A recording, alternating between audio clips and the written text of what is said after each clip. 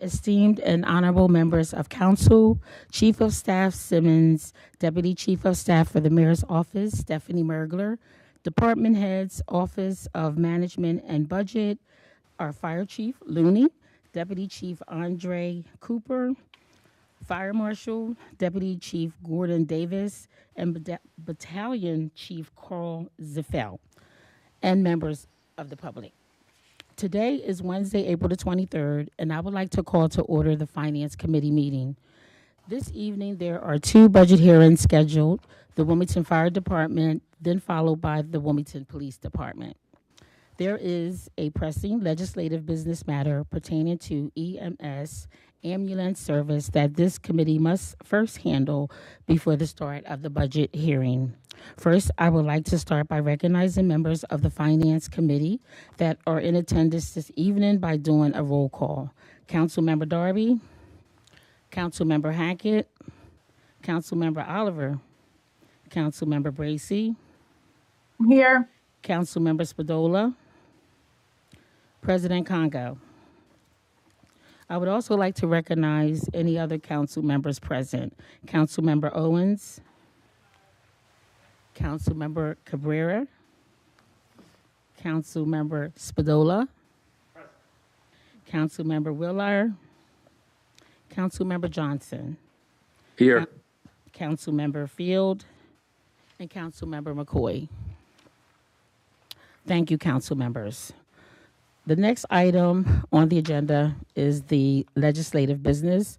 So at this time, I would like to present ordinance number 25-012, an ordinance to amend Chapter 10 of the City Code to revise fees for ambulance and related services provided by the fire department.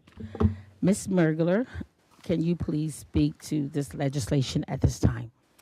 Absolutely. Thank you, Chairwoman Harley, and thank you, other members of council. So as we know, the city will be taking over EMS service from Trinity Health. A major part of that transition will involve taking over medical insurance billing. We have decided to contract with a third-party vendor for that service, as we do not have expertise in that area.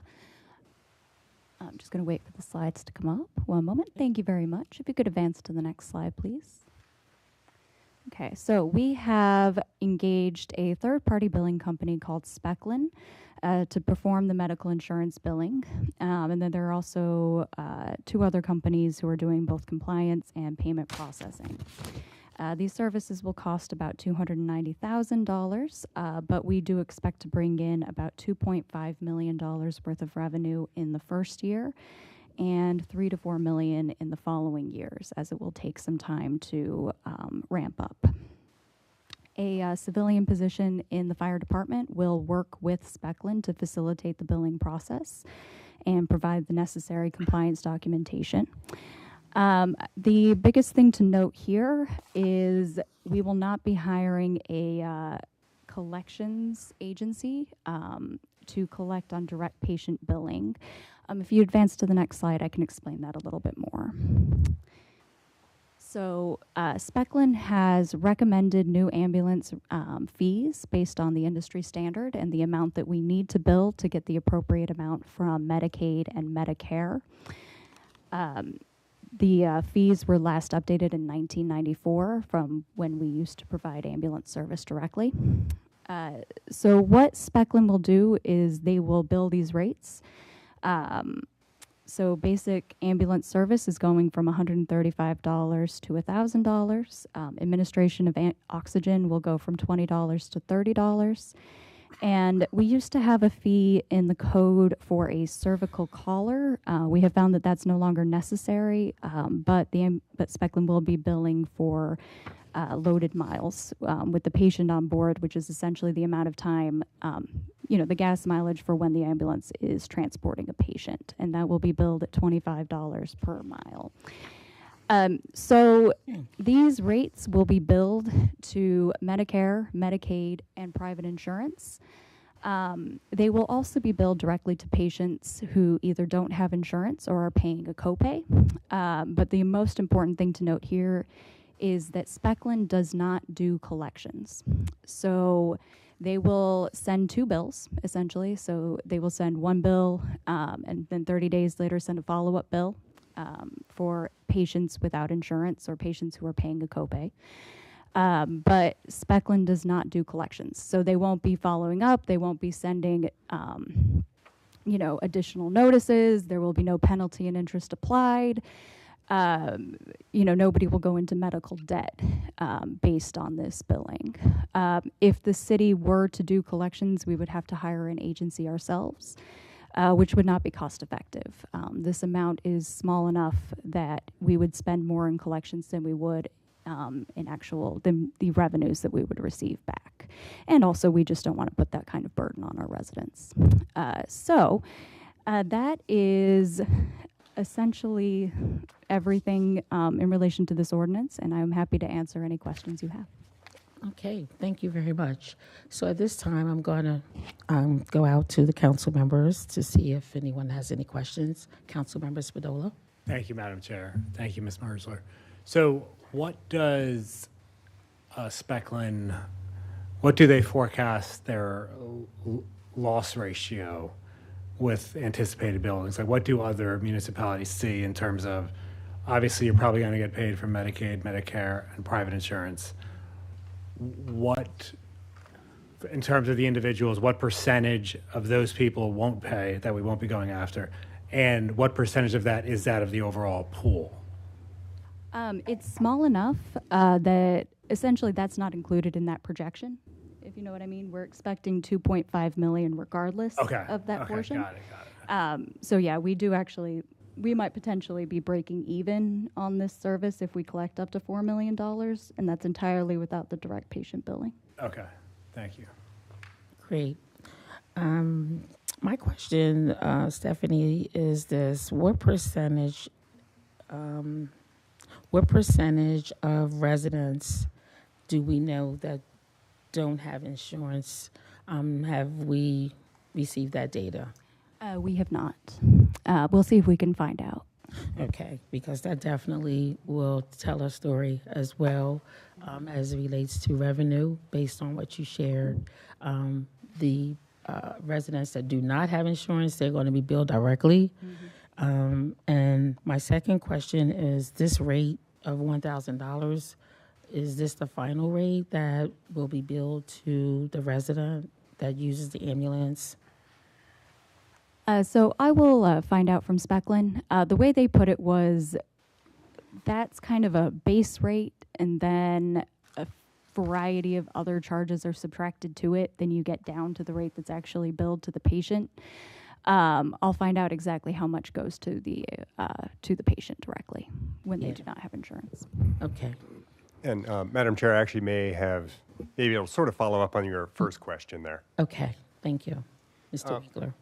Yeah, so from what we've seen, and we looked at data both from St. Francis and from Specklin, most of the revenue that St. Francis received was either from Medicare, Medicaid, and people who had commercial insurance. That makes up about 98% of the revenue they get. Okay. So people who are self-paying is less than 1%. So that doesn't exactly tell you how many people don't have insurance, but it does kind of give you a proxy for how much is actually paid from people who don't have insurance. So less than 1% of that total. Okay. Yeah, well, you answered my question. I was just curious to know when I heard that, if they don't have insurance, that they'll be billed directly. So that answered my question. Thank you. But I will find out exactly how much they will be billed. Okay. Thank you. Are there any council members online that have any questions? Seeing none, I'm going to put it out to the public. Do we have anyone from the public that have any comments or questions? Ms. Bass Knight. Yes, just more so a comment. Since based upon what Mr. Winkler just shared about 98% with Medicaid and Medicare coverage, in so many words, we really shouldn't have any billing issues. I mean, considering 98%, because that is a high threshold. That's just a comment. Okay. All right. I appreciate that. I would like to acknowledge Councilmember McCoy. All right. Any other comments from the council members?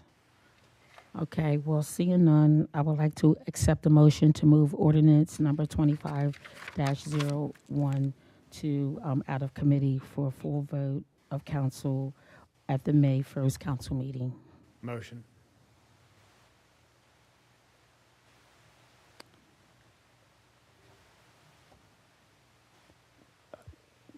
Can we Second. Thank you. It's been properly moved and second that ordinance number 25-012 is voted out of committee. All those in favor signify by saying aye. Aye. Any opposed? Motion carried. Okay, we're going to move right into our budget hearing at this time. Mayor Carney presented a proposed budget to council on March 20th. The budget as proposed includes the following: no property tax rate increase, a 6.5% water sewer rate increase, along with a 6% stormwater rate increase, and a $2.5 million transfer from the Tax Stabilization Fund to the Neighborhood Stabilization Fund. $500,000 for the Wilmington Neighborhood Conservancy Land Bank, $2 million for the home repair program, and $0 are being used from the fund balance. The proposed general fund budget total is $201 million, up $7.6 million.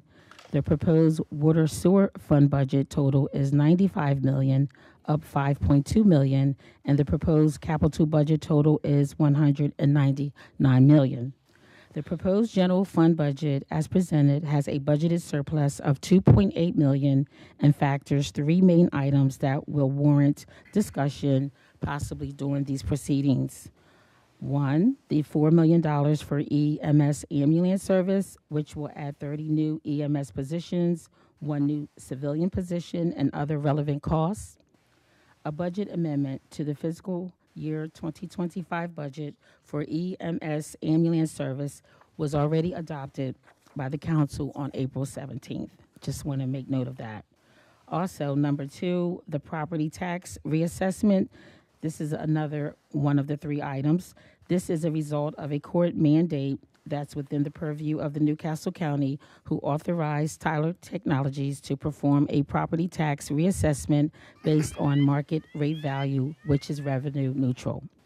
This may cause an increase in some residential customers' property taxes, and there may be a shift with more commercial properties paying lower property taxes, unfortunately.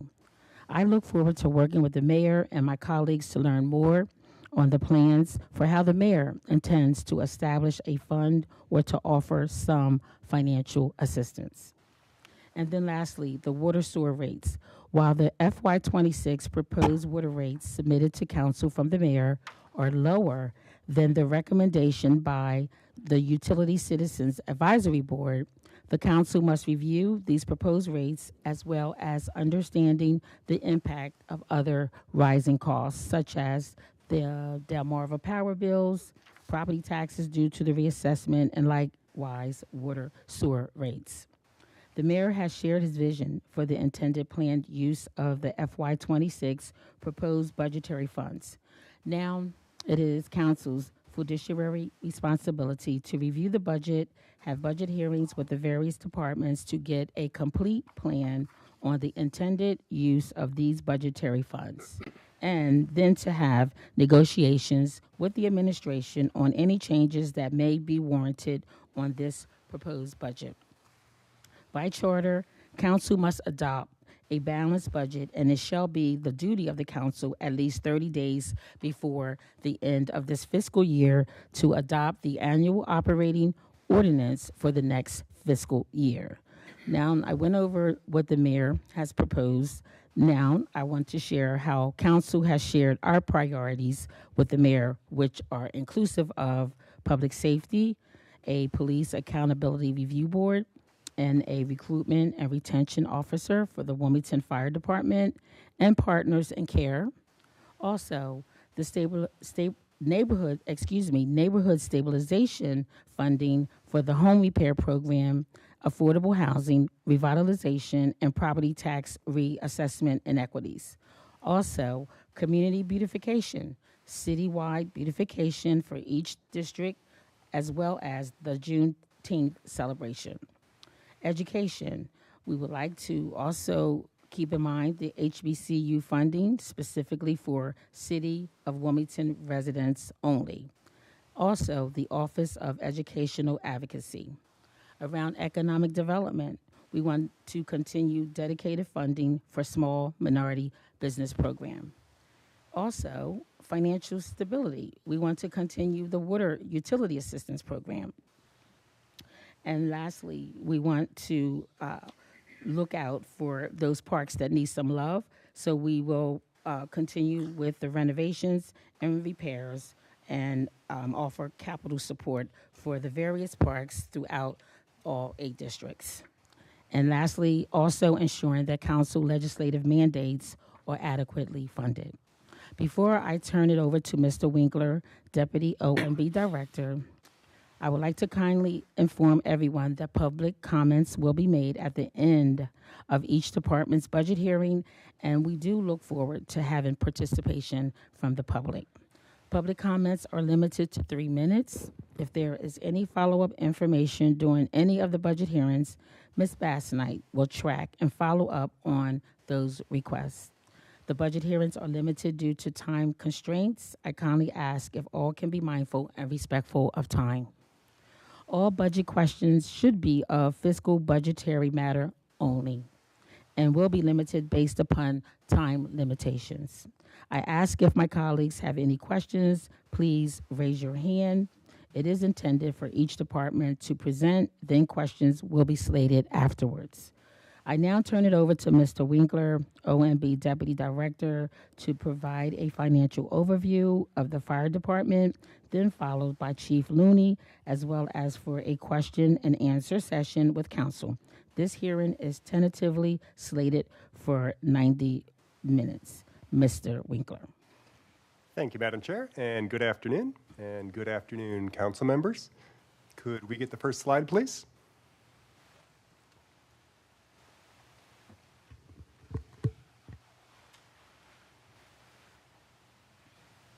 Great. All right, so the proposed FY2026 Fire Department General Fund budget is $36 million, up nearly $3 million or 8.9% compared to the FY25 original budget. Now, just to be clear, this is relative to the original FY25 budget, not the amended budget that was recently approved. Personal services, which make up more than 80% of the fire department's budget, are $29.4 million, up $3.4 million or 13.1%. While conversely, MS&E is down $950,000 or a little under 30% compared to the FY25 budget. And total staffing is 191 FTEs, which is up 31 from FY25. Total authorized strength for firefighters is 186, which is up 30 relative to the original FY25 budget. And again, that's the same as the amended budget. All right, next slide. Okay, so let's take a look at the major funding changes for FY26, starting with the largest change for the year, which is EMS. So, as everyone here is aware, for several decades, ambulance transport in Wilmington was provided by third parties at no cost to the city. In January 24, Trinity Health, which is associated with St. Francis, began requiring payment for EMS at an annual cost of $3.8 million. However, Trinity Health EMS operations proved to be unsustainable, mainly due to staffing shortages. So in order to assure continued EMS service in Wilmington, city firefighters will now directly provide EMS. This was initially implemented as part of the recent FY25 budget amendment, and for FY26, the total additional cost for EMS operations is $3.8 million, And again, that's relative to the original FY25 budget. The single biggest part of this increase is a $2.9 million increase in personal services, which includes an additional 31 new positions. So, as the existing authorized strength of 156 is insufficient to provide both fire protection and EMS services at the same time, the budget increases the authorized strength by 30 to a new total of 186. The total cost of those 30 positions is $2.7 million. In addition, EMS operations will be managed by a battalion chief, which is going to be upgraded from an existing lieutenant position, at an additional cost of nearly $36,000. And finally, insurance billing and compliance activities are going to be handled by a civilian EMS manager position at a cost of $116,000. And again, these changes are all relative to the original budget, since all of these positions were already included in the FY25 budget amendment. Now, there's also an additional $335,000 in OT to cover expected vacancies along with normal sick and vacation time. Now, as to MS&E, the budget includes $225,000 for various startup supplies and training costs, as well as $290,000 to outsource the EMS insurance billings to a third party, which we just discussed. Now, there's also $380,000 in internal services, which includes the costs of operating the ambulances, along with general liability and workers' comp self-insurance costs.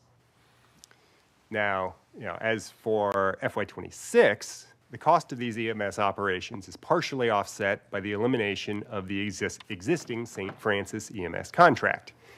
This results in a $1.9 million savings in the miscellaneous services line, as only half of that $3.8 million contract was budgeted in FY25.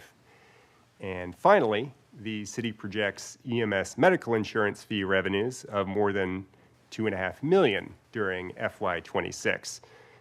So what this results in is a net EMS operating cost, meaning new EMS expenditures minus the projected revenues of $1.3 million. Could I get the next slide? I would like to acknowledge President Congo. All right, so outside of the EMS operations, salaries and wages are budgeted to increase by a total of a little under $66,000. Of this, $215,000 is a result of contractual salary increases along with mandatory step increases. That's partially offset by a $149,000 decrease in base OT, which has been reduced to better reflect current overtime usage trends. Now on the MS&E side, wearing apparel and safety supplies are up a net $218,000, which includes $365,000 to replace turnout gear, net of reductions for vests and helmets, which were purchased in '25. And beyond that, consultants are up nearly $170,000, which is due almost entirely to the biennial promotional process, which previously took place in FY24. And finally, contracted maintenance services are up $61,000, which is mainly due to increased costs for HVAC and building maintenance. All right, that concludes my presentation on the fire department budget. Chair, the floor is yours. All right, thank you, Director Winkler. At this time, I'm going to turn it over to Chief Looney, and I would like to acknowledge Councilmember Owens. Chief Looney. Madam Chair, good evening. Council President Congo, good evening. All members of the Finance Committee and all other council members present, good evening. We'd like to start with our vision of the Wilmington Fire Department. The Wilmington Fire Department's vision is to continue to provide the citizens of the city of Wilmington the highest level of life safety emergency services and property preservation. This will be accomplished through intense training, public education, prompt responses, and compassionate emergency care. Next slide, please. Performance measures. Quality assurance of all fire reports and inspections for accuracy, content completion, and submission in a timely manner. Continuing our officer development program, continuing the fire officer certifications, continuing proficiency training, provide an EMS service that meets and exceeds both state and national standards, contain fires to the room of origin 90% of the time, risk reduction for the citizens of Wilmington by continuing various public education programs, fire drills, installation of free smoke and carbon monoxide detectors, and completing building inspections and pre-plans. Next slide, please.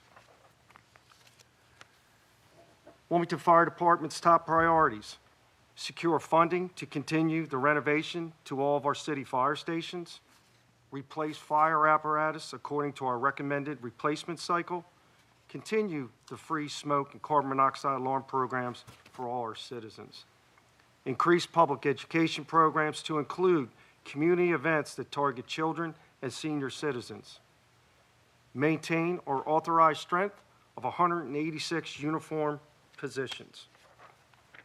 Next slide, please. Question 1. Council shared its FY2026. I will Oops, pose the I'm sorry. questions. Oh, no, you're fine. Thank you for sharing your mission and vision. So we're going to start with our questions. Question number 1. Council shared its FY26 budget priorities with the administration. Can you please elaborate if the Fires Department budget is aligned with the following priorities? Public safety, recruitment, and retention officer. Yes, ma'am. The administration will have human resources provide a citywide recruitment and retention expert who will work closely with our recruitment staff. Okay.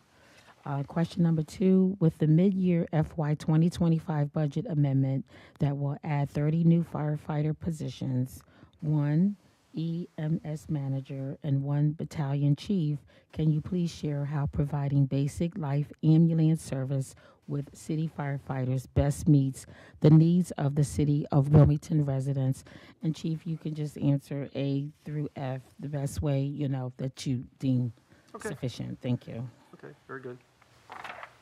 The Wilmington Fire Department will provide a high quality of BLS ambulance service to the citizens of Wilmington, which they have grown accustomed to over many, many years. The Wilmington residents will receive timely, life-saving emergency medical services without interruption. There will be no interruption of service during the transition. The department will maintain minimum manning as per our CBA, our collective bargaining agreement, using the current shift model. The department recruits year-round through social media, community events, our Explorers program, Ride-Along program, and our recruitment website. The department will also work closely with human resources recruitment and retention expert. There will be an increase of overtime during the transition until we fully are staffed with our BLS units. Last question, or last answer, the last time the city provided BLS ambulance service was in 2011 when we supplemented the contractor providing the BLS ambulance service. Thank you. We're going to move right on to number 3. Can you please discuss if the city has adequate vehicles, equipment, and the necessary resources as a result of the new EMS division? Yes, ma'am. The department has 5 primary and 3 reserve ambulances with plans to purchase 1 new ambulance during or in the FY26 budget at a price of approximately $300,000. The lifespan for our ambulances are 5 years. The $687,000 is for replacement gear, which would be our personal protective equipment for all our men and women, which has expired as per the NFPA standards. Okay, we're going to move on to question number 4. Considering the EMS billing challenges that St. Francis experienced for many years, can you please share any new mechanisms the city will have in place for the new EMS billing contract for the $290,000? Yes, ma'am. The city does not have the resources to manage emergency medical billing services. It would not be cost effective. The department has hired a billing company that is familiar with the EMS billing nuances. The anticipated revenues for EMS service for FY26 will be $2.5 million. Okay. Moving on to number 5. Can you please discuss any plans for a fire academy and share the budgeted costs? Yes, ma'am. The department conducts an annual recruit academy to maintain our authorized strength. There's currently an academy that will be commencing on May 2nd, 2025.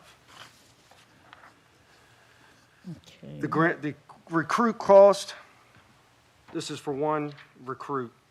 Protective equipment is $11,500. Their station wear, their uniforms, $1,111. Training for that, each recruit, that is the emergency medical technician training and their national certifications as firefighters, is $2,908. Okay. All right, we're going to move on to question number 6. Can you please discuss the plan used for $333,000 budgeted in the consultants account category and share, if any, consideration for providing sample testing and training for the promotional tests? And you can just answer, let's see, you just have A and B, okay? Yes, ma'am. Our consultant line, this is an annual $34,000 for cardiokinetics. It's the annual physical assessment for our firefighters. $14,000 for our fire engineering, cloud-based training and EMS recertification training platform. For our fire marshal plans review, that is under contract, that's $120,000 a year. And then our upcoming promotional test is $164,750, and at this time, there has not been a vendor selected. The vendor selected for the promotional testing will follow uniform guidelines on employee selection procedures. Okay, thank you. Number 7, can you please discuss the $1.5 million budgeted for overtime and share the mechanism in place to control overtime and sick time? Yes, ma'am. In order to maintain minimum manning, the planned use of overtime will cover vacancies from vacation, sick leave, injured leave, parental leave, military leave, and attrition. The budget was based on actual data from FY25 with an estimated increase for EMS overtime. The control measures that are in place maintain all the authorized strength, doctor's notes after 3 units off, doctor's notes for absence before or after a holiday. Okay. Number 8, can you please discuss current vacation positions, specified duration of the vacancy, and time frame for filling the positions? Yes, ma'am. There are currently 4 vacancies that have occurred since the beginning of 2025, and all vacancies will be filled as of May 2nd when the recruits will be onboarded with the Human Resources Department. Okay. Number 9, can you discuss any proposed changes to positions, any positions? Yes, ma'am. 30 new positions for firefighter EMTs to cover the ambulance service. 1 lieutenant position assigned to training was upgraded to battalion chief of special operations to oversee our EMS. 1 civilian EMS manager was added to the budget, and no positions were deleted. Okay. All right. Number 10, can you discuss the department's authorized strength for A and B? Yes, ma'am. FY26, our proposed authorized strength is 186 firefighters. Currently, FY25 actual authorized strength is 156 firefighters, and currently there are 4 vacancies. All right. Number 11, can you discuss the available amount of state grant and aid funds remaining and the amount of funding anticipated for FY 2026? Yes, ma'am. The amount of funds remaining in our grant and aid is $1,024,289. The funds will be used for maintaining, operating, and expanding our fire department training ground. What I don't have noted in here, our next phase at our training ground is going to cost approximately $250,000, which we would be using grant and aid to fund that. 10,000 is dedicated to the Marine units as required by the grant and aid bill. And then 300,000 will be used to replace an engine that we have on order with an expected delivery fall of '25. We do not currently know how much grant and aid will be in FY2026. Okay. Question number 12. Can you please discuss the planned use for $183,000 budgeted in the registration account line? Yes, ma'am. The registration account is used for all schooling, EMT renewals, and tuition reimbursement. There are no funds allocated for advanced EMT and paramedic certification training. Paramedic service is provided by the Newcastle County at no direct cost to the city. Some of the other lines here, basic building construction course that we will be presenting department-wide, $2,000. Our upcoming Pro Board Fire Officer 2 National Certification Testing, $9,000 for our personnel. Our EMT renewal, $18,000. Our annual Lakeview Symposium at $2,500. Classes and tuition, $30,000. Our hiring process, $4,100. Recruit training, $31,869. Our SIMU share virtual training, excuse me, $2,500. Our FDTN live fire camp, $3,500. And our FMO NFPA registration is $2,500. Okay. All right. Thanks for that breakdown. We're going to move right on to question number 13. Can you please discuss the amount of fees collected pertaining to the Fire Marshal's Office for FY 2023, FY 2024, and year-to-date? Yes, ma'am. FY 2023 fire plan review fee was $895,390. Certificate of inspections was $50,180. And our fire inspection fee, $14,512, with a grand total of $960,082. For FY 2024, our fire plan review fee was $1,176,228. Certificate of inspections, $66,955. Our fire inspection fee, $38,435. Grand total of $1,281,618. Year-to-date, FY25, fire plan review fee is $1,908,387. Certificate of inspection, $52,015, and fire inspection fee, $31,390. Grand total of $1,991,792. Thank you. We'll move right on to question number 14. Can you please discuss any budgetary funding set aside for the Fire Explorers Program and the Youth Public Safety Academy? Yes, ma'am. The budget for the Fire Explorers is $10,000. We currently have 9 active Explorers, 5 of which are city residents. And we are partnering again with the Wilmington Police Department for our 3rd consecutive year, the Youth Public Safety Academy. Okay, let's see here. So under the category of capital, we see for question number 15, $3.5 million for fire station and renovations and repairs. Do you want to speak to that particular? Okay, thank you, Ms. Bestnight. Can you specify if there are any policies and procedures in place for once an officer has been trained for the city, and if they opt to leave the city after a certain amount of time, that they are required to repay the city for the cost of training? Yes, ma'am. Yes, ma'am. Currently, there is no such policy. This would need to be negotiated through collective bargaining agreement and also being included in the firefighter EMT's offer letter. Okay.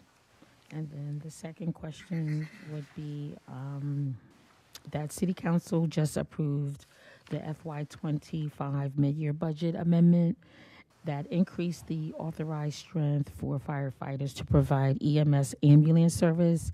Can you please specify with this change if there is any impact to overtime, and if there is any consideration for 24/72 shifts as an option, and if so, can you share the appropriate cost? Yes, ma'am. There will be an increase of overtime during the transition until we are fully staffed. Since the city is currently in collective bargaining process with Local 1590, we cannot discuss a possible shift change at this time. We're in active negotiations. Okay, all right, understood. Okay, question number 16 is dealing with your providing your FY 2026 proposed organizational chart with the total number of employees around permanent, temporary, and all the different positions. So if there are any multiple divisions, can you please ensure that they're, let's see, you want to just go to your chart? Yes, ma'am. Yeah, we can, it's all about your chart, number 16, and positions. Okay. We have two divisions currently in our department. We have the Operations Division, which is under the supervision of Deputy Chief Gordon Davis. Under him, he is also responsible for our battalion chiefs that are assigned to fire suppression or operations. We have, and then from there, under those battalion chiefs, they're also under the command of the engine companies and ladder companies that are assigned throughout the city, ultimately under the command of Deputy Chief Davis. We also have our Fire Prevention Division, which Deputy Chief Andre Cooper manages, and in his division, he has an administrative assistant, he has a fire marshal captain, a fire marshal lieutenant, he has 3 inspectors, fire investigators, along with a public education specialist. In the Chief of Fire's administration, we have administrative assistant to the chief, which is Mary Jude Andrioli, along with our executive assistant to the chief, which is Karen Flowers. And then our support services, Battalion Chief Carl Zipfel, and he has a support services lieutenant, Bruce Schwager. Also part of the suppression division, we move over to safety and training, which is still under the command of Deputy Chief Gordon Davis. We have a battalion chief in safety and training. We also have a captain in safety and training. Also under operations, we'll move into the emergency medical battalion chief, the special operations battalion, and that person will be managing the EMS manager along with our 5 fully staffed BLS units. And I can't believe I forgot one of all people who does so much work for this budget. In support services, there is a civilian fiscal administrator, Andrea Lewis. Okay, all right, thank you. Now, you had mentioned earlier that there were 4 vacancies that are going to be filled. Yes, ma'am. Are they on this chart? They're If they're, no, not listed. vacant, right. What positions are They're those? firefighters. Fire, They're oh, just, firefighter positions. okay, And they're being hired before. in this current class that we've put out prospective conditional offers to already. Okay, And that academy starts on May 2nd. okay, all right. Okay, so that concludes our Q&A for this particular budget session. So at this time, I'm going to put it out to the council members to see if you have any questions. Council Member Owens? Thank you, Madam Chair. First off, congratulations to new Deputy Chief Cooper. Also, congratulations, Chief Looney, for coming back. I knew you back through the Explorer program Long time as ago. Captain Looney. Yes. So it's been a very long time. Yes. And again, the Explorer program is a great program for recruitment for city-based firefighters as well, too. I did have one question about the ambulance services. So I see here that we're going to have 5 primary and 3 reserve. Yes. With the current structure of our fire stations, are we going to have to move out a potential vehicle out of there to create space for this? I know we have 2 that house ladder trucks, but it looks like we're going to be using 5 stations for this. Councilman, that's a very good question, and we've already have a plan, and we will be executing that very shortly. Some of our reserve apparatus, we will have to move out of the station so we can put our BLS units into those assigned stations, and we'll be moving some of our reserve apparatus, up to 4 pieces, down to our Public Works yard in the Office of Emergency Management's garage. It's So a very large garage. They will be covered. Oh, absolutely. Okay. All right. Yes. Great. Councilmember McCoy? Yes, thank you, Chair. Also, congratulations again, Deputy Chief Cooper.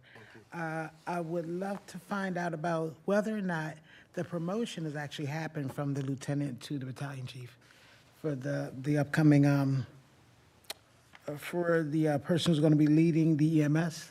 Those promotions have not taken place yet. Okay. All right.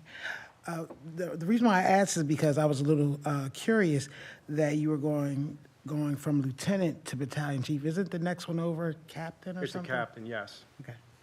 So I was just curious. I thought that the promotion had happened because you actually skipped over. No, ma'am. It was, obviously, we needed to have at a chief's level position, and the reason why we upgraded from a lieutenant was just the impact, the fiscal impact, that was a position that we had, but that was the most suitable means of upgrading to a battalion chief's position, was to upgrade from that lieutenant, still keeping our captain in the safety and training unit. Okay. That's where that lieutenant came from, our safety and training unit. Right. May I ask a second question? Yes. Well, this is actually a second question. This probably goes to maybe you or even Deputy Director Mergler. It is the answer, question number 5. It is looking at the cost per firefighter and the cost per 12. Would you get 2 free if you do 10 or something? I was just looking at the numbers, and it looks like for protective equipment, it's $11,500. But for 12 firefighters, that's per firefighter. But for 12, it's $115,000. So it looks like rather multiply by 10 rather than multiply by 12. And I was just asking, did you get 2 free? Man, I think I did the thing, I was originally budgeting for 10, and then we just had a firefighter leave, and I just changed it to 12, and I didn't adjust the Excel sheet. That's my fault. I thought you got a good deal. No, unfortunately not. Well, I would enjoy a good deal. Okay. Any other council members have any questions? Okay. Ms. Bass-Knight? Yeah, sorry, thank you. Just more of a question for OMB is when we're talking about the revenue for the EMS service, so it's projected at $2.5 million for fiscal year 2026. Then more than likely for the following year, it's going to be projected anywhere from $3 to $4 million. And my question is, if it's going to be based upon $3 to $4 million for the following year, it's not because of more people will be using it. Can you just clarify that for me, like the difference of the 2.5 projected for 26 versus the 3 to 4 million in 2027, possibly? Sure. So a few things are driving that. One is just the gap between the 3 and the 4 is, part of that is just uncertainty right now. Because we haven't done an operation like this before, there's some uncertainty as to exactly how much we'll collect. So for this year's estimate, we're being conservative. But the big difference between those numbers and the numbers we have for this year is timing. So part of actually being able to collect those revenues in the first place is that we have to get certified. So we need to get certified with Medicare, Medicaid, private insurers, so that they can actually pay us, and we can actually be a recipient of those payments. Until that's done, there's a delay in us getting paid. That process is underway, but we built in some room in that projection to make sure that we took those delays into account. Okay. Chair, can I follow up? Yes. And also on question number 2, we talk about the overtime for the new positions with the fiscal year 2025 budget amendment. So we know one of the responses is there will be an increase in overtime during the transition. Have we estimated what that is? Is that already factored in the proposed 26 budget? So we did build in OT into the 26 budget. Okay. And there's I believe it's $330,000, $335,000 that's built in. That was based at looking on the sort of OT that's used right now and sort of assuming similar OT usage. Since right now, we're at roughly full staffing, we have a sense of what OT is this year. As to what it'll be, during that interim period is a little trickier to guess.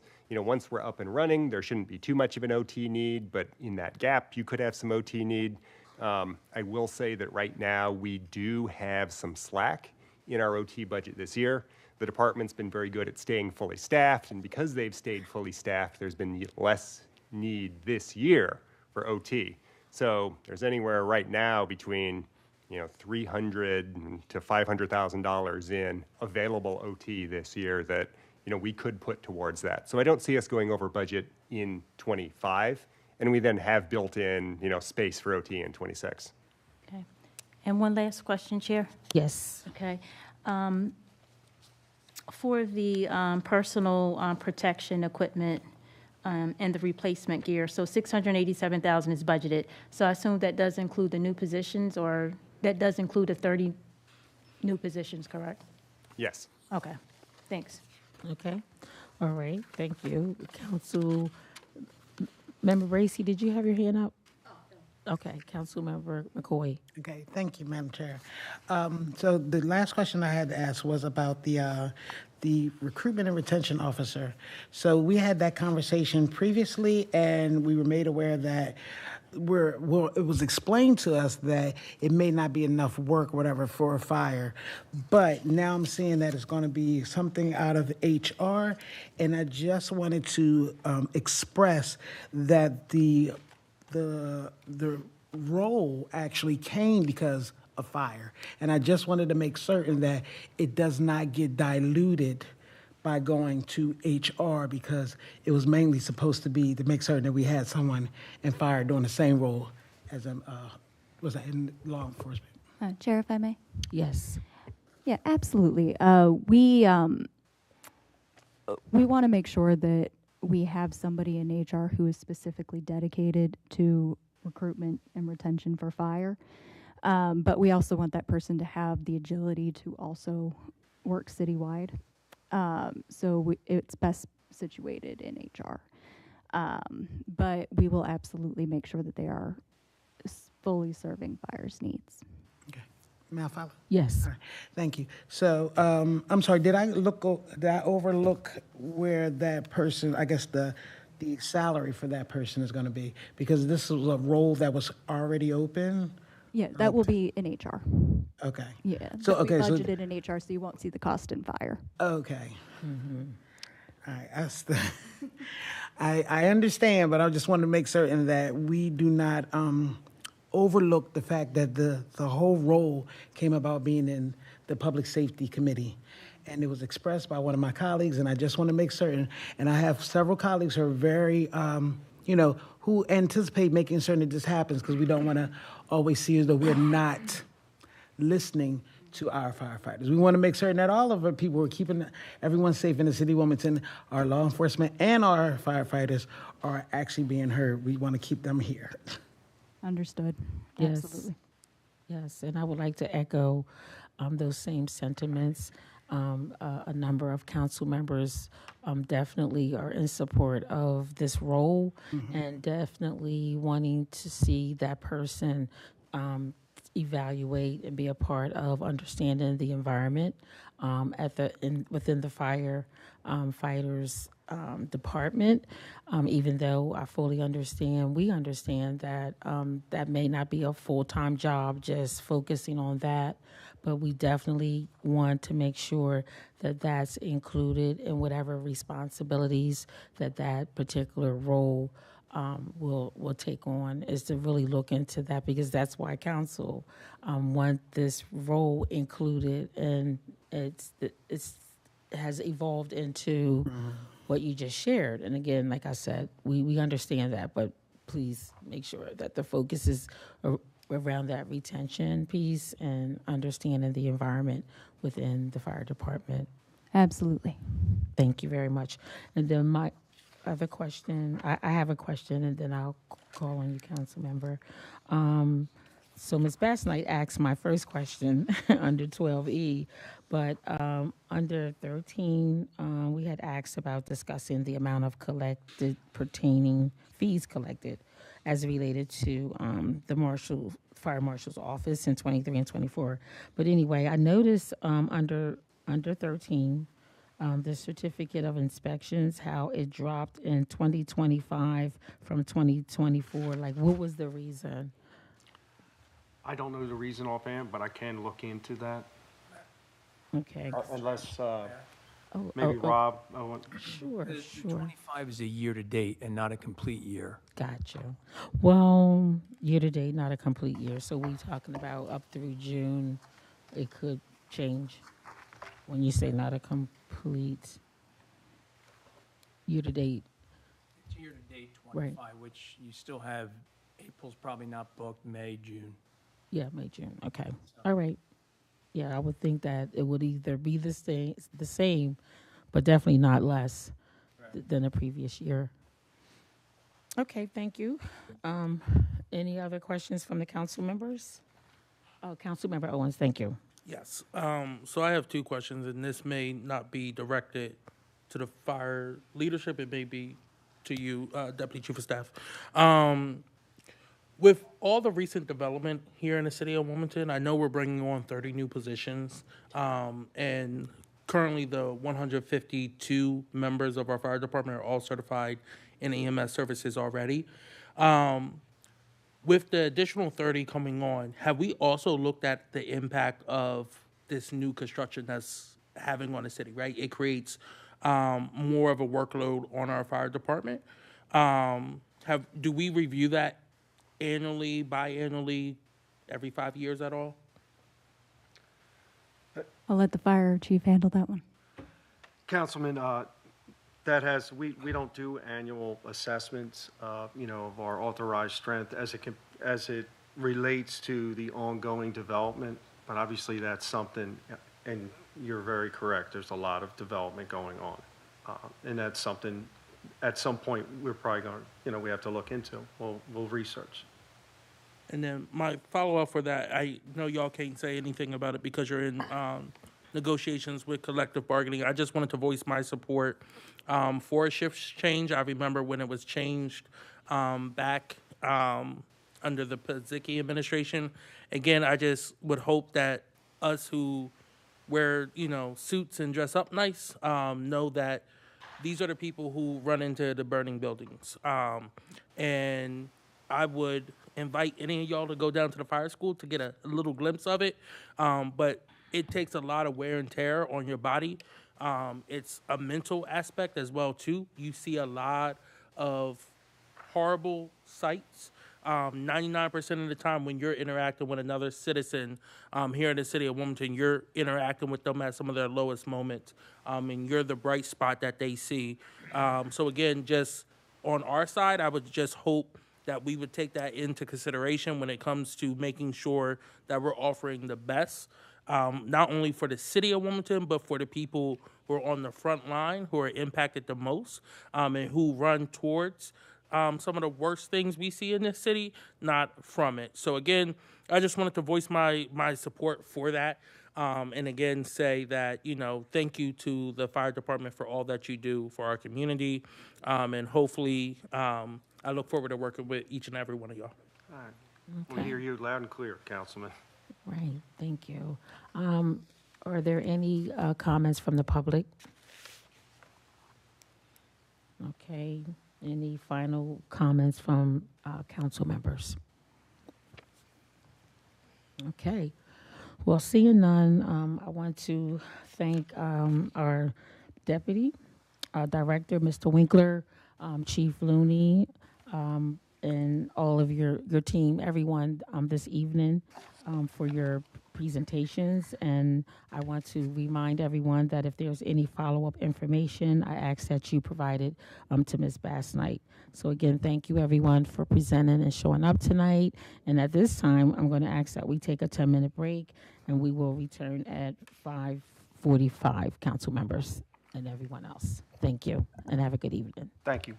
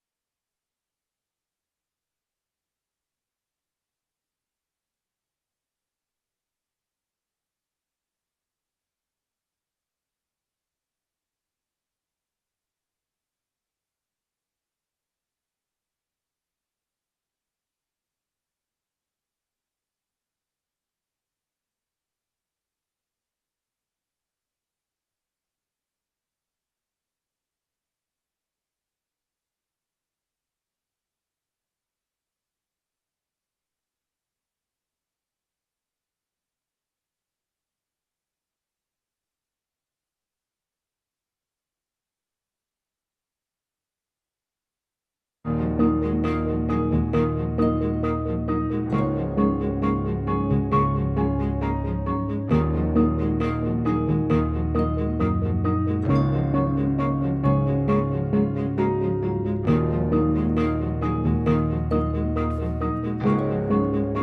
evening, honorable members of council, Chief of Staff Simmons, Deputy Chief of Staff Mayor Carney's, Stephanie Mergler, department heads, Office of Management and Budget, Chief Campos, and members of the public.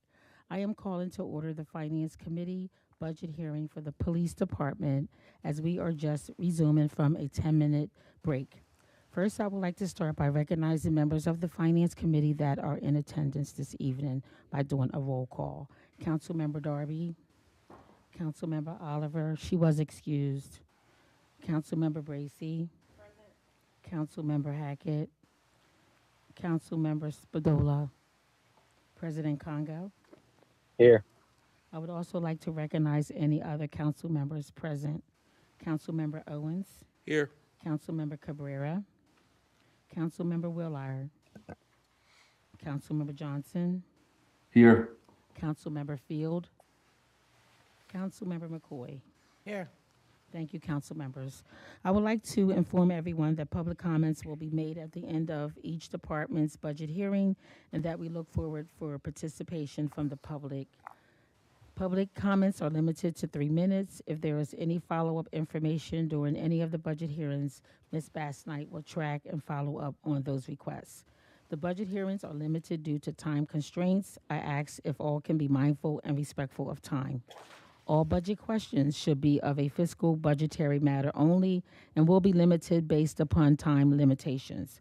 I ask if my colleagues have any questions, please raise your hand.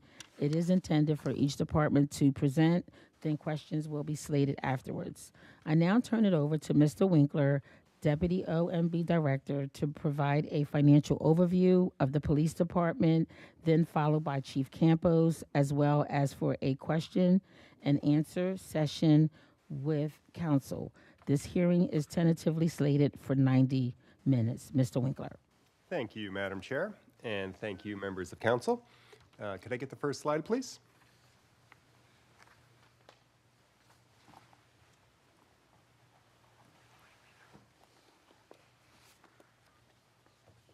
Next slide.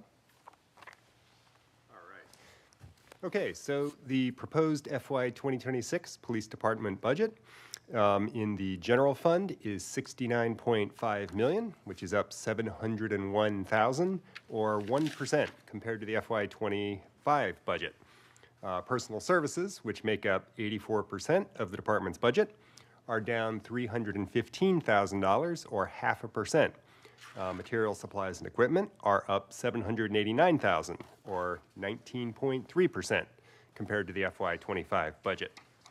Total staffing in the general fund is 361 FTEs, which is up 3 from FY25, while all fund staffing is up by 1.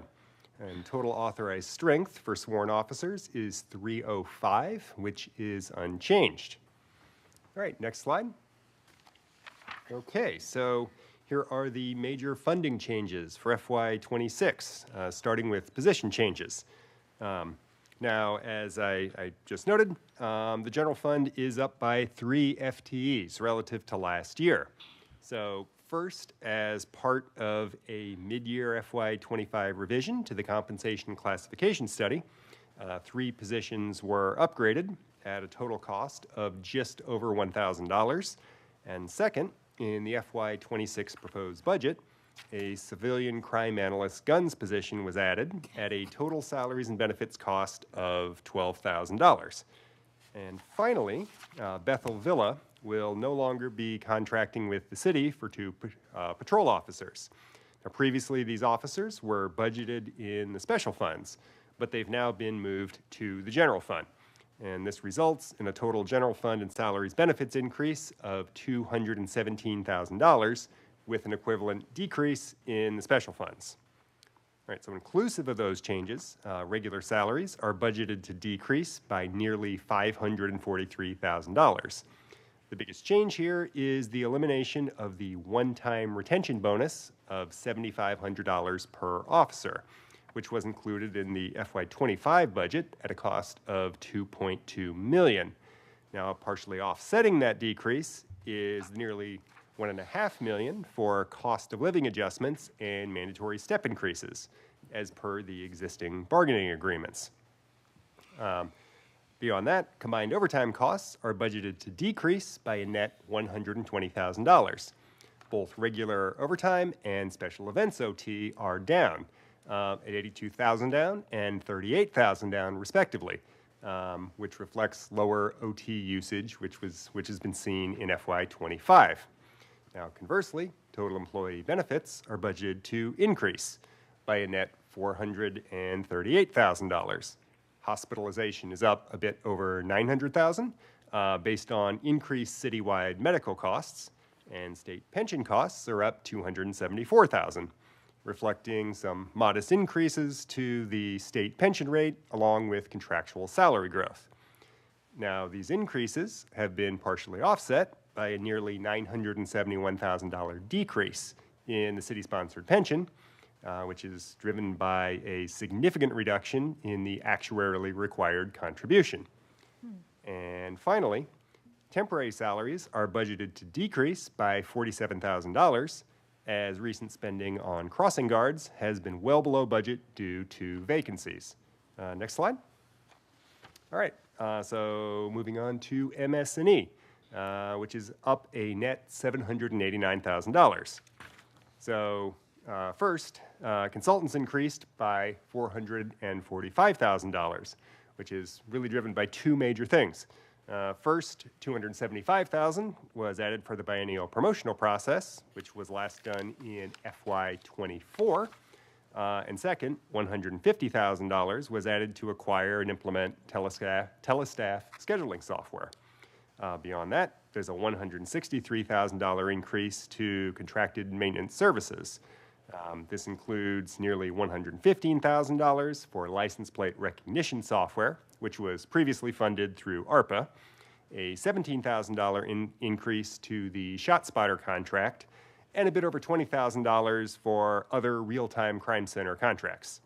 And then finally, electricity is up $35,000, reflecting increased costs that have been seen year-to-date in FY25. All right, that concludes my presentation on the police department budget. Chair, the floor is yours. Okay, well, thank you, Director Winkler, for sharing those major funding changes. At this time, I'm going to turn it over to Chief Campos. Good evening, Madam Chair, Council President Congo, council members, council staff, Deputy Chief Mergler, and everyone who's joining us virtually as well, everyone in attendance. I just want to take the opportunity to share a brief opening statement with everyone. At this moment, we are proud to present our proposed budget for the Wilmington Police Department for fiscal year 2026. This budget reflects fiscal discipline and a balance of funding critical initiatives with being mindful of the city's financial outlook. I would like to take a few moments to share and reflect on our department's achievements for the past year. We continue to reduce violent crime and overall Part 1 crimes and misdemeanor crimes. As of Sunday evening, we are reporting a 32% reduction in shooting incidents compared with the same time last year. And compared with the same time period in 2017, this year has seen a 75% reduction in shooting incidents and a 77% reduction in murders. We continue to see reductions in the number of shooting incidents attributed to group violence or conflict being reduced.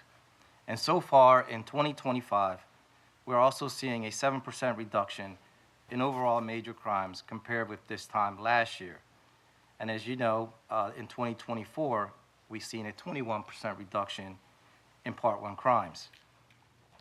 We also continue to expand in ways in which we support our residents. It's not all about statistics. Our community engagement unit continues to do great work in each of our non-police districts. We continue to organize community monthly resource fairs, bringing together upwards of 45 social service agencies, public health, and community support partners to extend resources to our residents. We also continue to lead weekly community outreach walks with health service providers. Last March, as you all know, we launched our Partners in Care Co-Responder program. This program or initiative pairs mental health clinicians with our uniformed police officers who respond together to calls for service involving mental health or substance abuse. So far, we have provided support to more than 400 individuals across the city of Wilmington. At the moment, we're also currently accepting applications for our Summer Youth Public Safety Program, which we organize in a partnership with the fire department. We're also accepting applications for our 105th Wilmington Police Academy, and there is about a month left to apply to join our police agency. So please tell your friends, your family members, and your neighbors, and help us recruit our future Wilmington police officers. I couldn't be more proud of the work our police officers do each and every day, whether it relates to engaging with the community, making arrests in connection with some of our most serious crimes, and everything in between. Our officers work hard each and every day to make our city safer, and I thank them, and I know you as well thank them for their service. In the year to come, we look forward to continuing to reduce crime and enhance public safety, continuing to leverage technology and equipment to support our investigations, and continue to engage with the public and support our residents by attending community meetings and community events.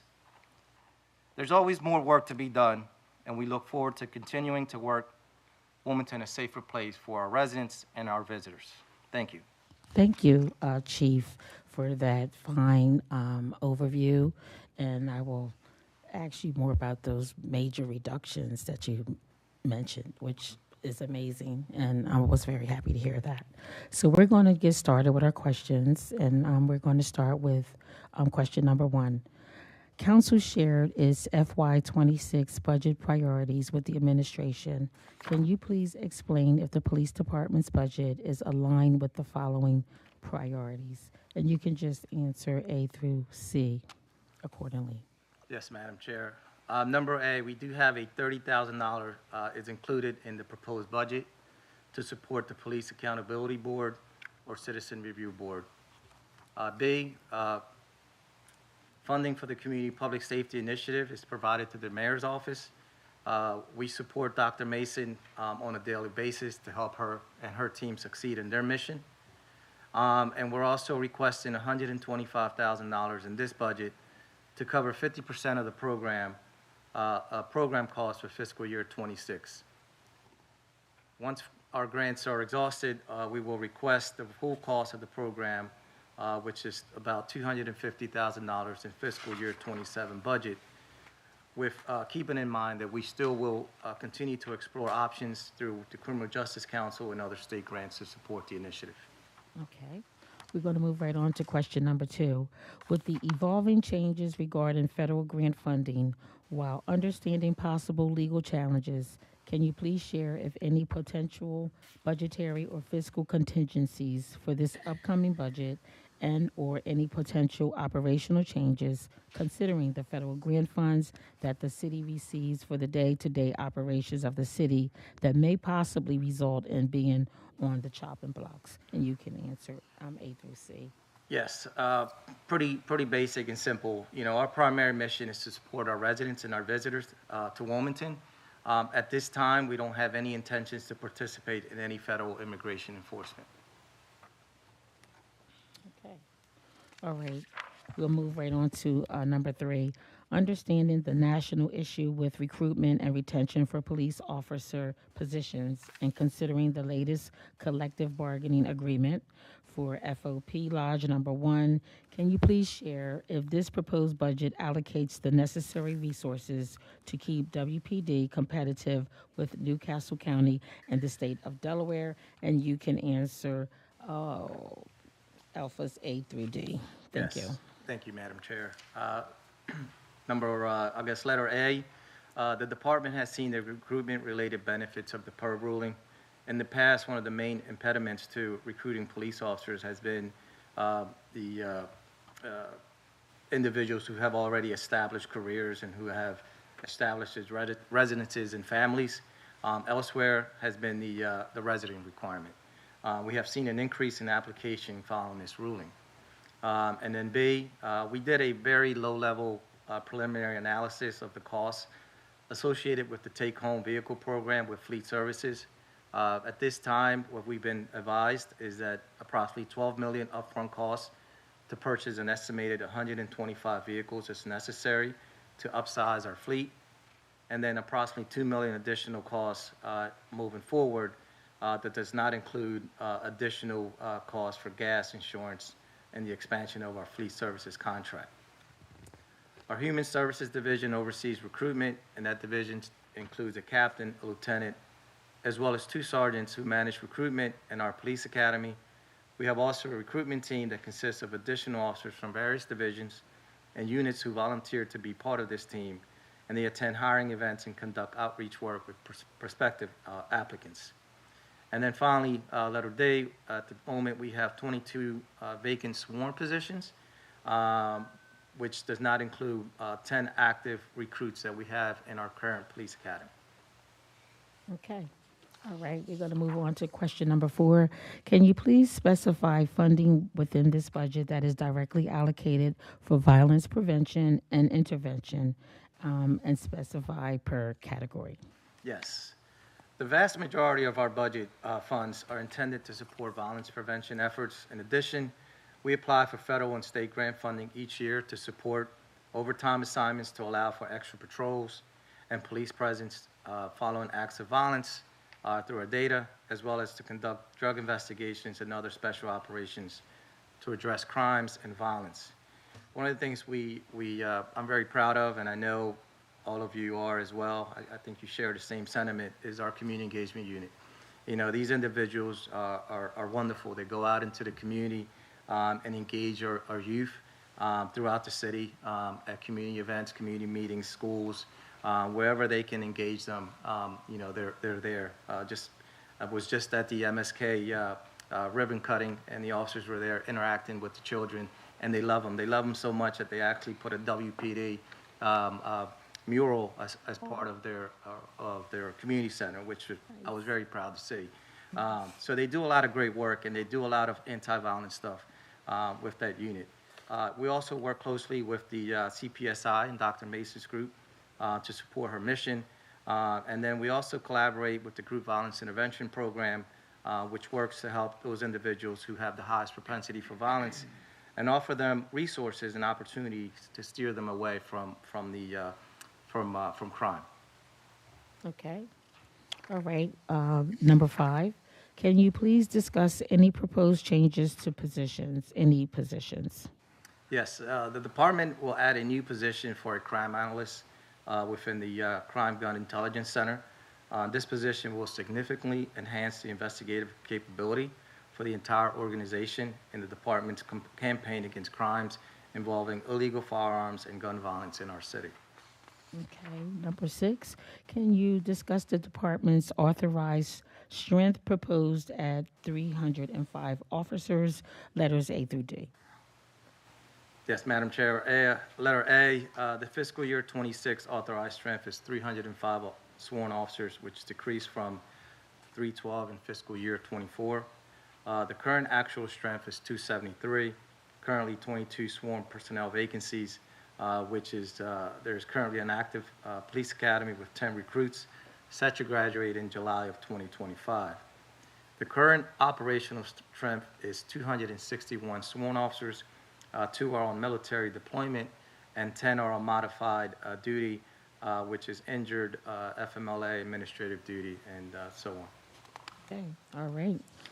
Number 7, can you discuss any plans for a police academy in FY 2026 and the budgetary costs per amount category?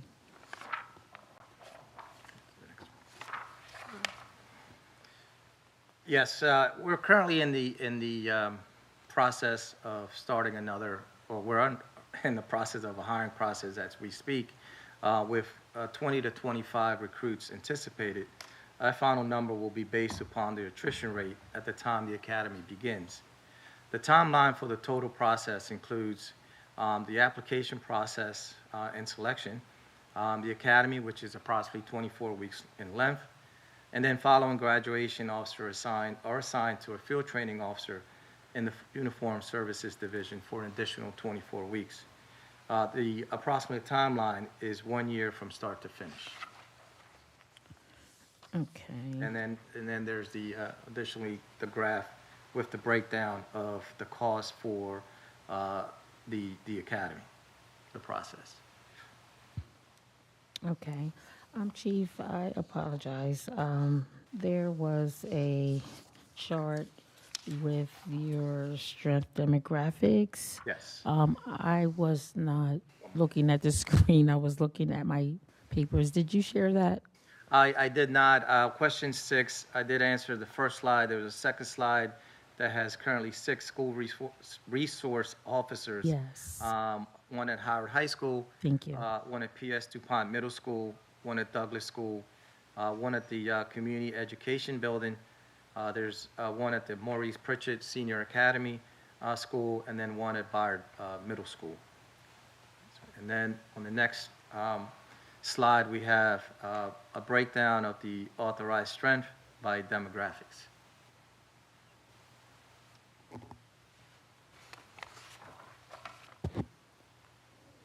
I just wanted to leave it up for a few seconds to allow the council members to review it and the public. Okay. All right. So we thank you for that, and you already answered question number 7. So we are going to move to question number 8. Can you please discuss any budgetary funding set aside for the Civilian Youth Public Safety Academy and the Police Cadet Program? Yes, Madam Chair. The department has set aside budgetary funding for the Civilian and the Youth Public Safety Academy and Police Cadet Program. Within the last 2 years, the department has had 5 participants in the cadet program, which 3 of those participants reside within the city of Wilmington. The department is anticipating 3 to 5 cadets in the program for fiscal year 26. We do have a partnership with Howard High School through their criminal justice program to take on students who are interested in a career in law enforcement or in the criminal justice field.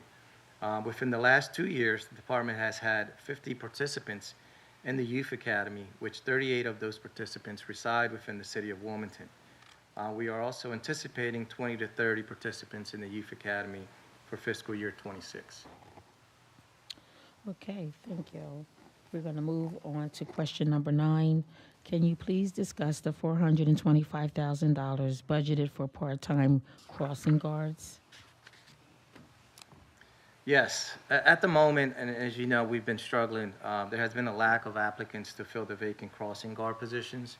The reduction in temporary salaries will not interfere with this current staffing. We continue to have a process and try to bring folks on board. It's proven very difficult. At the moment, the city currently has 35 locations for crossing guards, which 21 of those locations are filled. However, 14 locations remain open. And then in the next slide, there's a breakdown of where the crossing guards are located. And I believe, no, so that's where all the crossing guards are located, or the positions where they've asked for a crossing guard.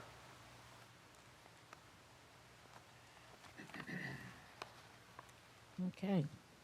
All right. Question number 10.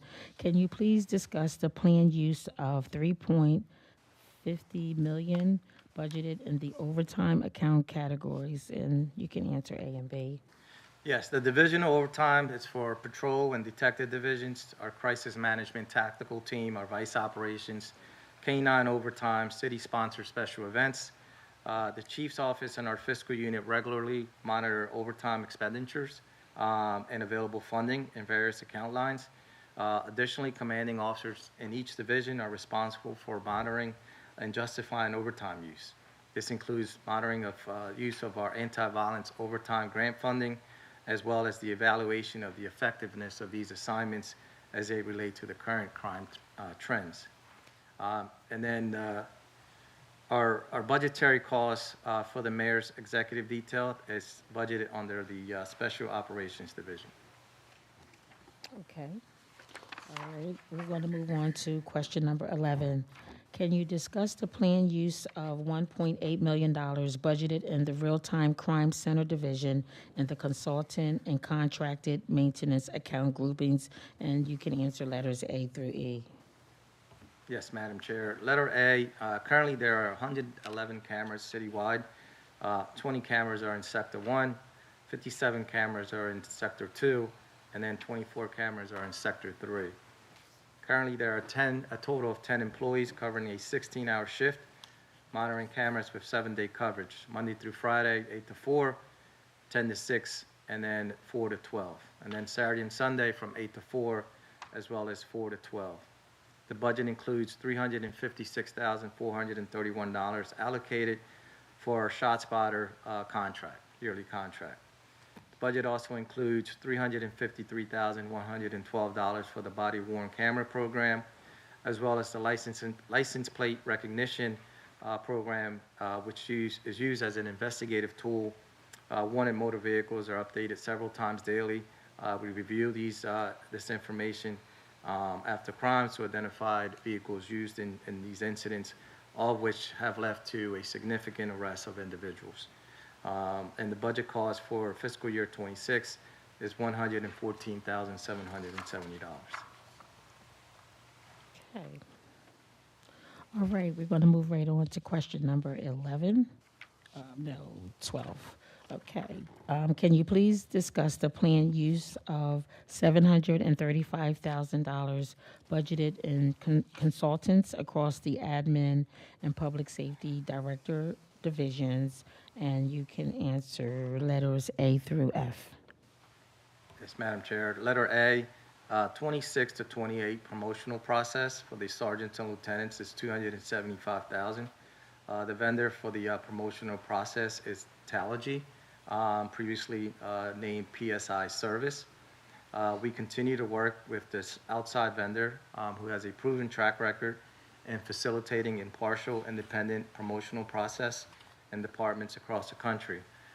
We offer each of our candidates support and guidance to help them prepare for this process, and independent review boards conduct each phase of our testing. With this process, the department has seen an increase in diversity among our supervisors as a result. Letter C is $30,000 is included in this proposed budget to support our police accountability board moving forward. And then letter D, partners in care clients, however, are not tracked by council districts as many of them are transient or unhoused, which makes it difficult to identify them geographically.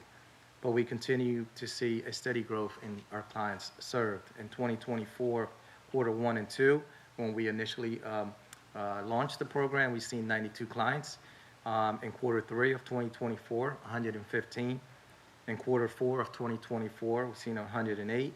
And then in quarter 1 of 2025, we've seen 115 clients. So it's remained pretty steady.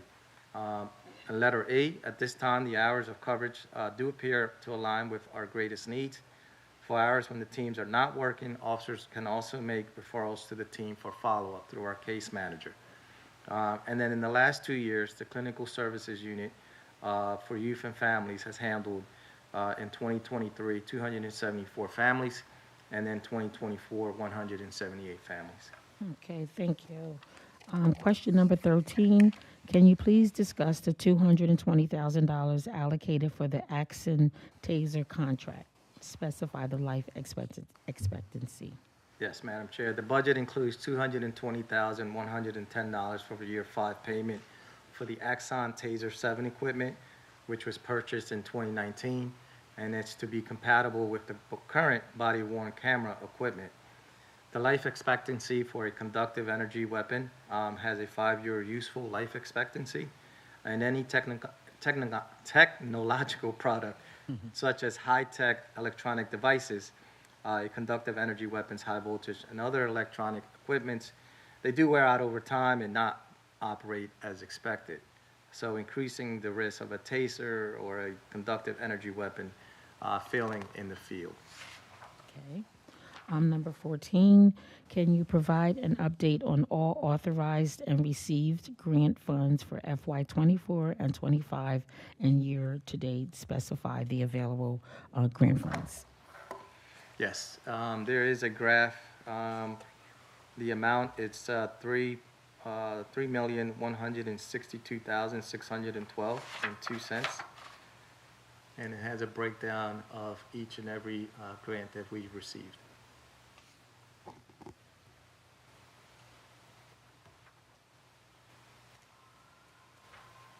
Okay. All right. We're going to move on to 15. Can you please discuss the $447,000 budgeted for part-time crossing guards and specify if any reduction in the number of crossing guards considering budget was reduced for 50,000 and share the site locations as well as the sites that will no longer have coverage? Yes, Madam Chair, this was actually in question 9. I can go back to that question, and I can share the locations where we don't have coverage at the moment. Okay. If you give me a second here. All right, the intersections that are not covered by crossing guards at the moment, it's the Christina School District has 2. One is at Cedar and Maryland Avenue in Linden and Broome Street. Brandywine has 2, 34 from Monroe and 37 from Monroe. Red Clay has 4, 18 from West, 19 from Van Buren, 28 from Washington, Concord, and Van Buren. And then the charter school has 4, or the charter schools have 4. Vander Avenue and Locust, 22nd and Locust, 12 in French, and 12 in Walnut. And then the Catholic schools have 1 at 6 in Tatnall Street. Okay. Thank you. Question number 16. Can you discuss any new vehicle requests? Yep. At the current time, there are no vehicle requests for fiscal year 2026. Okay, that's pretty straightforward. All right, as it relates to question number 17, please discuss any capital requests, the 460,000 for public safety building elevators and the 130,000 for the HVAC 911 center. Yes, Madam Chair, the 460,000 is for upgrading our public safety building elevators to replace 3 elevators that keep failing and people getting stuck in them. So hopefully we don't have to call the fire department out to rescue us. The parts that are part of these elevators are no longer manufactured for repair, so we would have to replace them. And then 130,000 for our HVAC 911 center. This equipment needs to be replaced. It's over 20 years old. That is failing, and parts are no longer manufactured to repair. And it's very critical in the 911 center because of all the computer equipment that needs to continue to maintain a certain level of coolness to operate that needs to be replaced. Okay, all right. Well, that brings us to our last question here, question number 18. Regarding all departments, providing us your FY 2026 proposed organizational chart with the total number of employees for all categories. And can you please outline the specific duties of each employee and if there are any multiple divisions? So I'll let you speak to the organization chart. Yes, Madam Chair. Beginning with myself, the chief's aide is under the chief of department. The fiscal unit, these 2 great police officers next to me who have put this wonderful budget together. The policy and communications, and also the public information officer. And then with Major Bowers, who is right behind me, the major of uniform operations. He has the uniform operations division under his command, as well as the Special Operations Division. And then under Major of Investigative Operations, Andrew Janvier, is the Human Resources Division, Investigative Divisions, and the Support Divisions. And then the next slide breaks down by the numbers. We have a total of authorized strength of 305. Administratively, in the chief's office is 5 officers. Human Resource has 7. Our Office of Professional Standards has 7 officers. Our criminal investigation division has 30. Our forensic service unit has 11. Our drug organized and crime vice division has 18. And our real-time crime center, CGIC, and tech resource units have 15. Support services and communications has 3. Our special operations, which includes our traffic, K-9, SROs, PAL, the PAL officer, the Hicks Anderson officer, our community engagement unit, and our Partners in Care program has 37. Our uniform services division, which is our 4 platoons, has 34, 34, 36, and 31 respectively, and our downtown Riverfront unit has 15.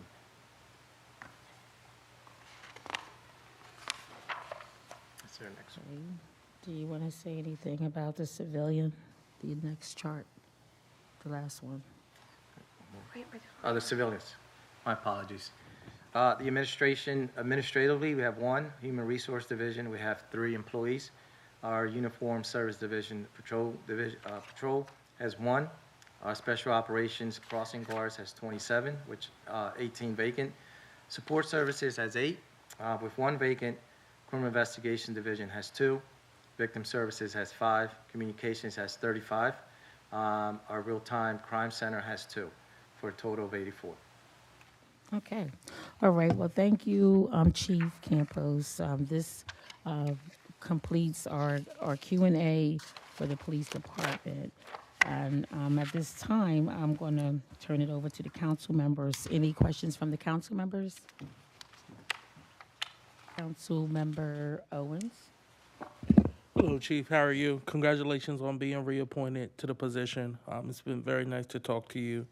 I do have 2 questions. One is about the breakdown on 18 that we just went over. I noticed that there is 4 different platoons, and then the downtown Riverfront has 15 officers assigned to it. Is there a reason why that area of the city has a different breakdown? Not really a reason. There is, the number is there's 2 different shifts. We have a day shift and an evening shift to cover that area, the downtown Riverfront area. So those officers do expand their area to go to West Center City or over to the east side, depending on the cost for service at the moment. But there is no real reason on why that's separate. And my follow-up for that is, I don't know when that was created, but was it because of a higher need of gun violence in the area? I know we have a lot of gun violence over my way, over in Sector 1, the 1st District. It goes that North Market Street corridor into Pine Street and those other streets there. So is there a reason why there's 15 officers dedicated down there instead of extra resources being dedicated to like more hot zones? Yeah, it's our downtown business area, and one of the things that we see in the past and currently is that we get a lot of calls for service when it comes to like shoplifting and things of that nature, people breaking into cars. So we do spend a lot of resources responding to those calls for service, and to prevent a lot of that, I guess, a lot of that activity, and to support our businesses as well, we have those dedicated officers downtown. Okay. And my follow-up to Yes. that is with the crossing guards. I just wanted to point out that the 1st District has 4 spots on here, 3 under Brandywine and 1 under Red Clay. And based off what you just said, 3 of those 4 positions are uncovered right now, which again pits the youth from PS, from Harlan, and from the Red Clay schools in the area as well too. Their drop-off sites, or bus stops. It pits those kids in harm as they're coming out throughout the community. And it's been an issue that's been raised a few times about kids almost getting hit, especially around the PS area as they're letting out. We literally just had a conversation last night. I do want to give a hats off for your officers. There was a car accident last night. A drunk driver hit a tree by the school, but talking to those residents there just last night, they talk about great concern about the youth almost getting hit by the cars who are speeding around that area. I know we put something in the budget for traffic calming devices, but again, having a crossing guard there helps as well too. I don't want to see any youth harmed.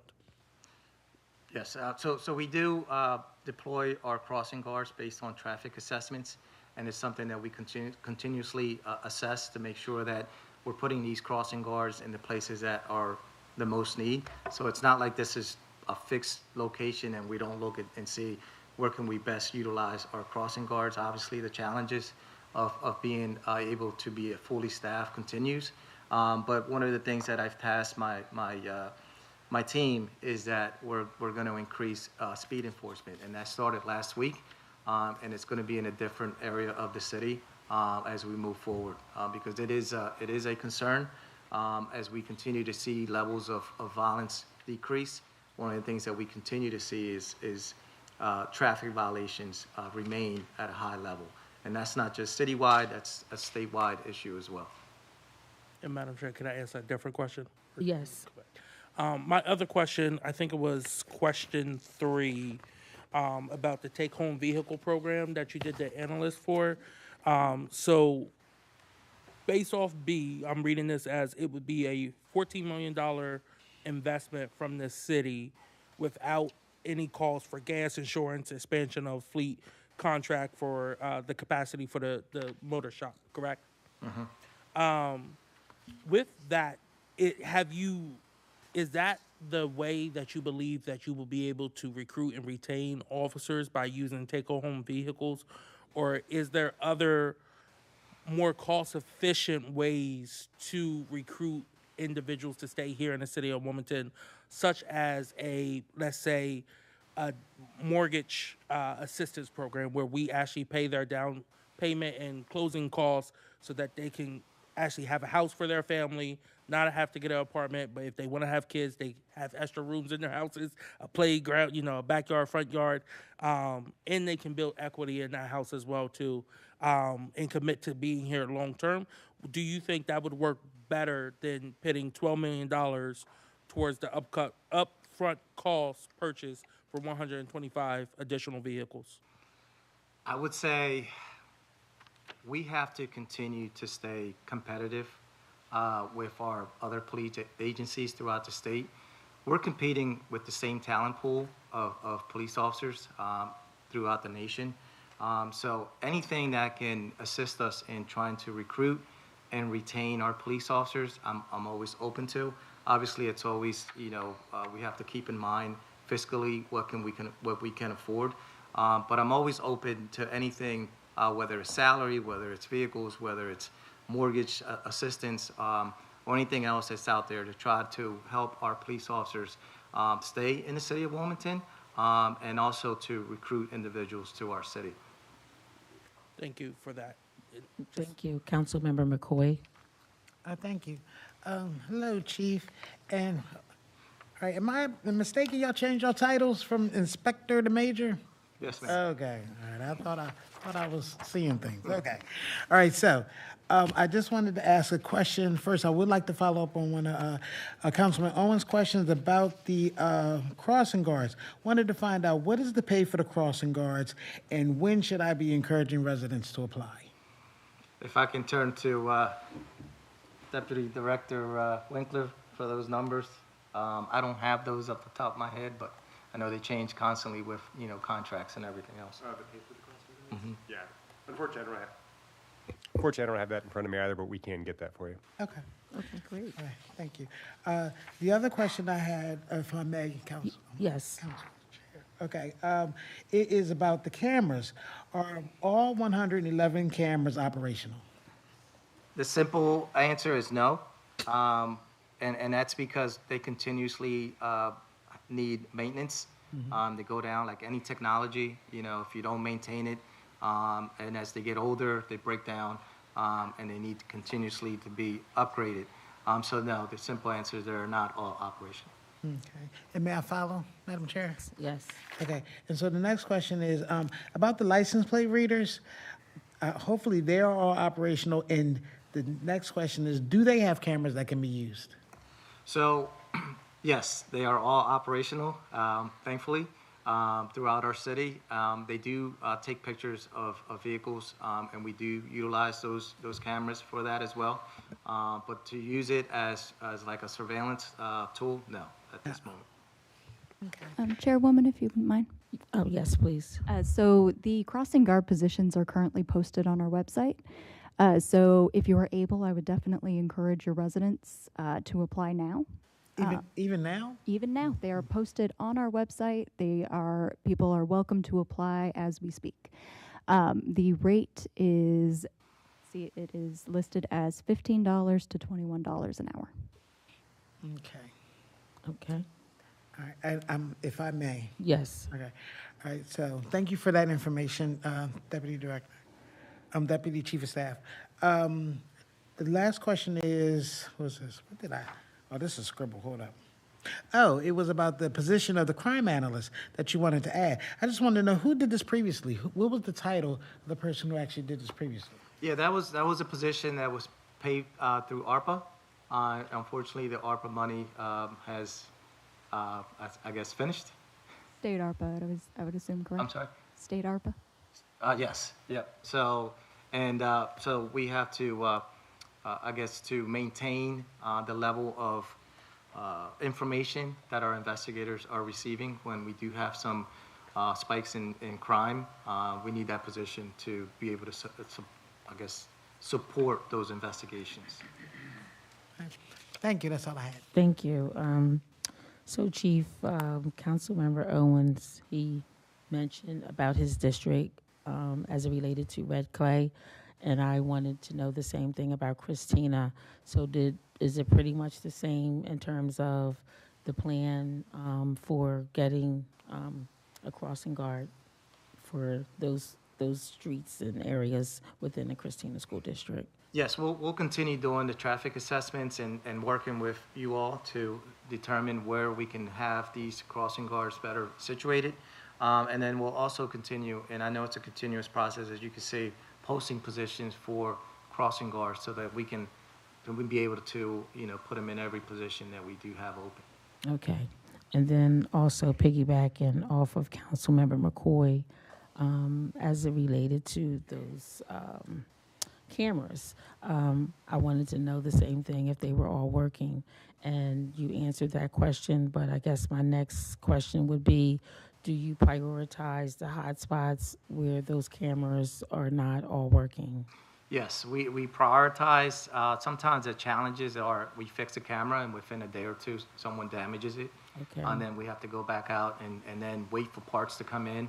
And some of these cameras are, for lack of a better word, a little bit outdated, where some of the equipment is not so readily available, so we have to wait for the equipment to come in. But like I said, the challenges is sometimes, no sooner than we fix the camera, someone damages it, so. Okay. And I have two other questions, but before I ask those two, is there any other council members that have a question? I want to acknowledge Councilmember Field. If no other council member at the moment, earlier when you first opened, Chief, you had mentioned a number of reductions, and I want to know, what would you say are the main reasons for a number of those reductions? I appreciate you sharing that.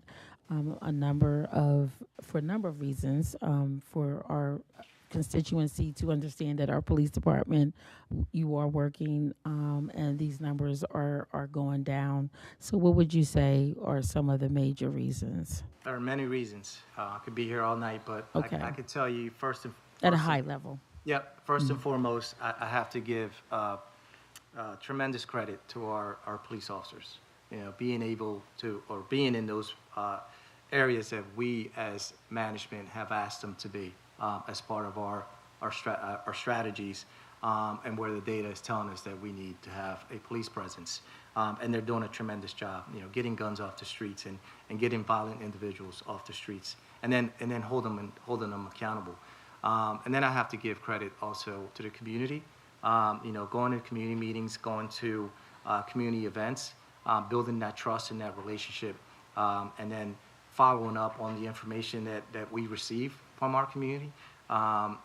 It builds that trust. So we get more information on the individuals who are in our community who have the highest propensity for violence and who are committing violence in our community. So, and then you have to go through every strategy that we have, whether it's group violence intervention, helping individuals out who have been identified through incidents, and trying to assist them with resources to not go back to a life of crime. That has been successful as well. Our CPSI, Community Public Safety Initiative, run by Dr. Mason, and as interrupters, going out into the community and getting ahead of issues before they evolve into someone grabbing a firearm over a simple dispute. That's also been very effective. Our state and local partners collaborating and sharing intelligence information. We know that because something happens in Newcastle County doesn't mean that the retaliation is not going to be in Wilmington, right? And sharing that information, technology, the license plate readers, our cameras, all the information that we're receiving, and then using evidence-based and then intelligence-led policing has led us to identify those individuals who we know in our community are causing the violence. It's a very small percentage, right? And then working with our Department of Justice, the U.S. Attorney's Office, to make sure these individuals are held accountable. Once a month, we meet as a group to discuss gun stat, where we talk about every individual who's been arrested with a firearm, to make sure that we review that, to make sure that cases are solid, that cases aren't being dropped, so we're not rearresting the same individual 4 or 5 times before they go to court on the first case. All these things are coming into play. Like I said, I could go on and on. Community engagement unit going out and working with our youth and having those discussions to keep them out of a life of crime or even getting into crime in the first place. Our Partners in Care program, our community resource fairs that we have once a month, where we get individuals that come in from the community and we offer them services free of charge.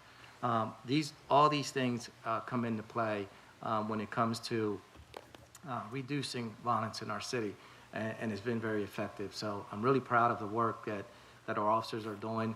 Even being down, 20, 30 police officers are doing an outstanding job, working twice as hard. And you could imagine if I had another 30 police officers, how much more I could do. So that's our goal, is to continue to recruit police officers to our city who want to be here, who want to serve our citizens and our residents and our visitors alike, to continue to drive crime and make this the safest city that we can. Awesome. Well, you shared some major percentages in terms of reductions, so I thought it would be good for you to share some context behind those numbers, number one. And I think this is great because we have the opportunity to hear areas where we want to continue. Also, if there were any areas we need to improve. So I thought this would be a good opportunity for us to listen in to hear, in either category, what we need to continue to do and support as a community, as a council, as it related to some of these reductions. So now I'm going to put it out to the public to make sure that we give our public the opportunity to ask any questions.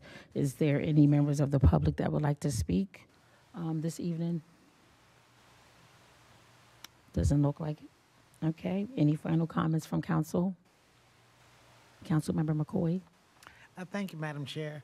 I would just like to say, well, first I do want to state that I've always noticed that you bring up 2017, and then I realize why, because I guess that is the beginning of the CompStat? Yes. Okay. I had to think about that for a second. And so just when I got in at 2017, we really had an issue. Like, I've actually been told, you don't have a lot going on your side of town. But when I got in, 25% of the homicides actually happened in the 6th district. And people don't understand that it takes time to get us to where we are now. And I just want to thank you, the rest of the force, making certain that you made yourselves available to us. As you can see, all of the times we've actually recognized all of the great things that have been happening, especially with, the promotions. And I'm so glad to see them. At the same time, I'm still going through a little withdrawal, but I just would like to say, keep up the good work.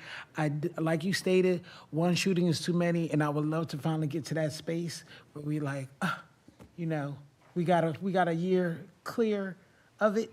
That would be wonderful, and I keep my fingers crossed, and I will always pray that we finally get to that point. Until then, you guys just keep doing what you're doing. Thank you. Yes, yes. And I would like to echo those sentiments in terms of congratulations to you, Chief, and thank you for your leadership, because that definitely has a lot to do with it in terms of how you reorganized and how you are deploying the officers in the streets and in the community. So congratulations and keep up the good work. And I do want to say thank you for you and Director Winkler for the overview, for all the Q&A, and how you were very thorough with your answers. And so thank you for that. And we will continue to follow up if we have any additional questions, or if there's anyone in the public as well that have any questions. We are asking that you please follow up with Ms. Bassnight. So having said that, again, thank you all, your whole entire team. I want to just share some closing remarks. I would like to remind, let's see here, don't want to miss anything. So in addition to thanking you and your team, I would like to also thank all the department heads, WITN, our council staff, and members of the public. And I would like to thank Ms. English for assisting this evening. Yes.